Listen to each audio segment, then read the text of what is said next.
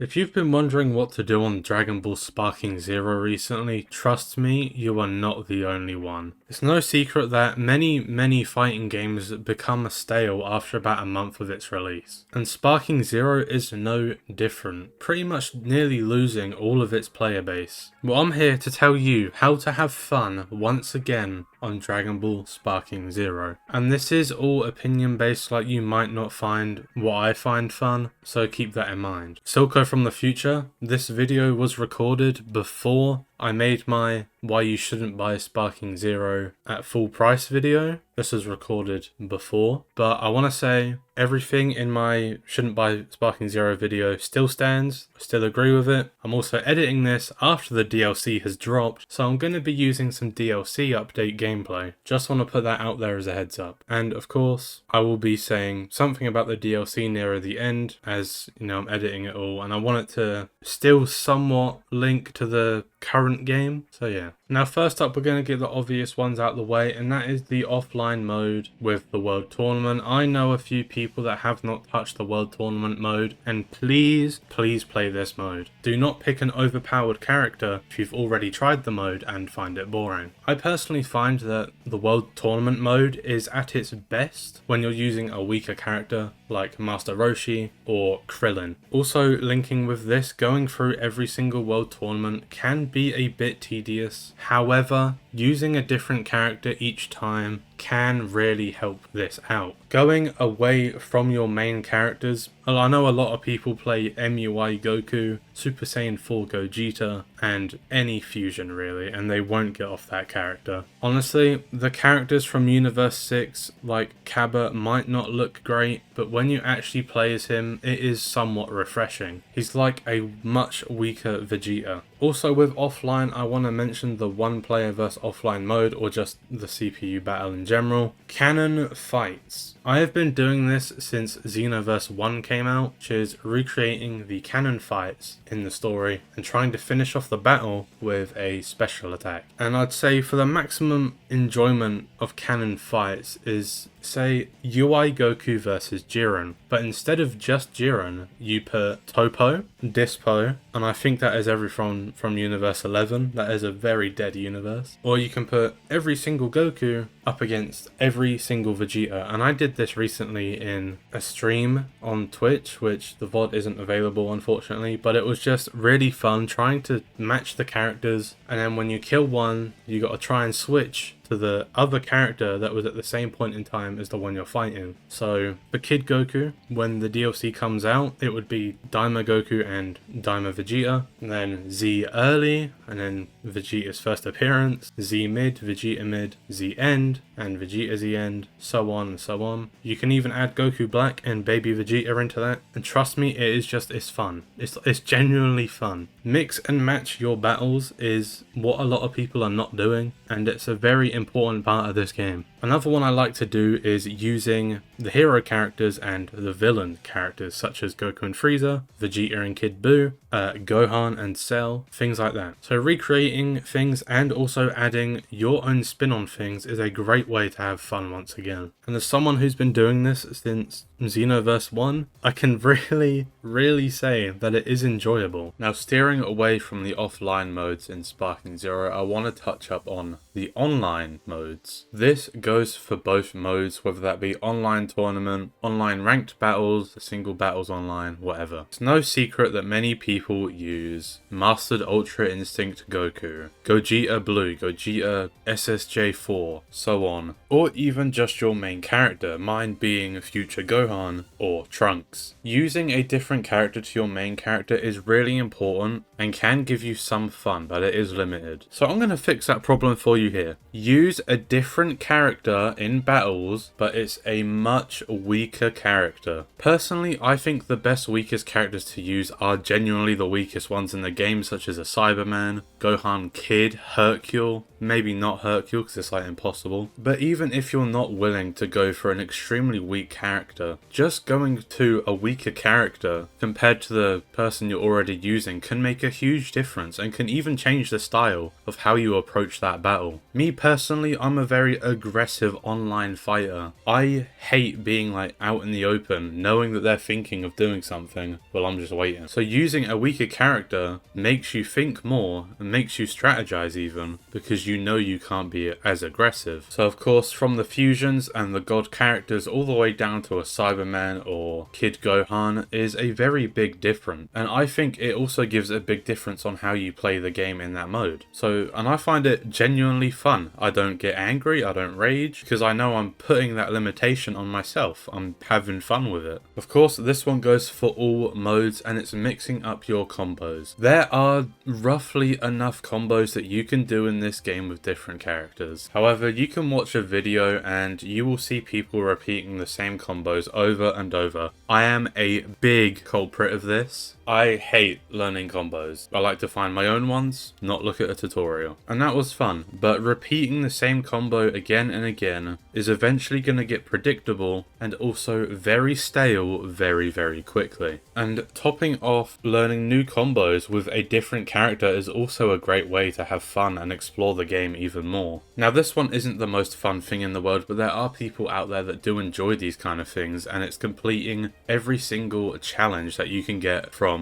Zeno or Whis. I've done most of them, but not all of them. I did the maximum amount that I had to do for the Platinum achievement on PlayStation, and now I just get them passively. But some people have gone through all of these challenges and have actually completed every single one. If you're into grinding out games to get rewards, even if it is just Zenny that you can't really do anything with, it's still there. It's still an option, and for those people that enjoy that kind of thing, you will enjoy these challenges. This one is really surprising, but I found out recently through a TikTok comment section and an Instagram comment section that many of Sparking Zero's players actually didn't do the story mode or any of the what if battles. A lot of people went straight into online and just brought the characters. I think that is ridiculous. That is completely stupid. Sure, the story mode isn't all that. Yes, it follows the DBZ story again, but it is a fresh take on it because of how it's presented. Yes, it got a bit boring, but the what if battles are there to make up for it. It's no secret that they're very lackluster in how many there is, but the ones that we do have are really good, really enjoyable as well. I was completely surprised to see that not many of the players have actually even touched the what if battles and the story mode as in general. Like, it baffles me. Again, viewing these what if battles can also help you in your offline battle experience. Trying to make that what if episode into your own offline battle is really fun. Again, and I'm going to touch up on the custom battle mode where you make your own battle mode with your own story. Yes, it is very limited in what it can do. Yes, it was over marketed, but there is still fun to be had. I think I only made one of these, and that was in the tutorial because I had to do it. I'm not really this creative person when it comes to like games and that. Even with YouTube, I'm very slowly uploading because my creativeness is going down as I get older. But there is fun to be had in making your custom battle modes. There is some insane custom battles in that mode in the World Library. I'm even going to make some videos on it because they're generally enjoyable. They're really well made. Again, another thing is the bonus battles. Not a lot of people have tried the bonus battles. It ranges from 3 to 4 difficulties, I believe, starting off with easy to the hardest, which I'm not really sure what they're called. I think they're called like super and then easy or whatever. I did all of these in one sitting, and I wish I didn't because they were just so fun to go through and to see the scenarios of what was there. It's a really enjoyable mode, and I'm really glad they put this in. Okay, so me, Silco from the future again. This is where I stopped the video because I had other stuff to do. So this is me post